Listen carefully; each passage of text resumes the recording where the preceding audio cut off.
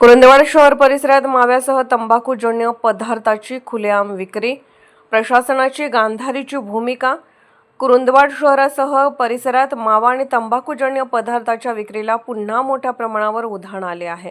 राज्यात बंदी असतानाही काही ठिकाणी उघडपणे तर काही ठिकाणी लपून छपून माव्याची विक्री सुरू असल्याचे चित्र दिसत आहे। विशेष म्हणजे सकाळपासून रात्रीपर्यंत तरुणाईची मावा खरेदीसाठी झुंबड उडत असल्याने नागरिकांमध्ये चिंता व्यक्त करण्यात येत आहे। कुरुंदवाड शहरातील काही भागात मावा विक्री सर्रास सुरू असल्याची चर्चा नागरिकांमध्ये आहे। त्यामुळे अन्न व औषध प्रशासनाच्या कारवाईवर प्रश्नचिन्ह उपस्थित होत आहे। तर मावा विक्री सुरूच असल्याने प्रशासनाच्या भूमिकेबाबत प्रश्न उपस्थित होत आहेत। पुन्हा मावा विक्रीला उधाण आल्याने संबंधित विभागाने तातडीने कारवाई करून हा अवैध व्यवसाय बंद करावा अशी मागणी नागरिकातून व्यक्त होत आहे। बंदी असतानाही मावा विक्री कशी सुरू आहे आणि या व्यवसायाला नेमके कोणाचे अभय आहे याकडे आता प्रशासनाचे गांभीर्याने लक्ष देणे गरजेचे असल्याची भावना नागरिकातून व्यक्त होत आहे। SK news Kurundwad.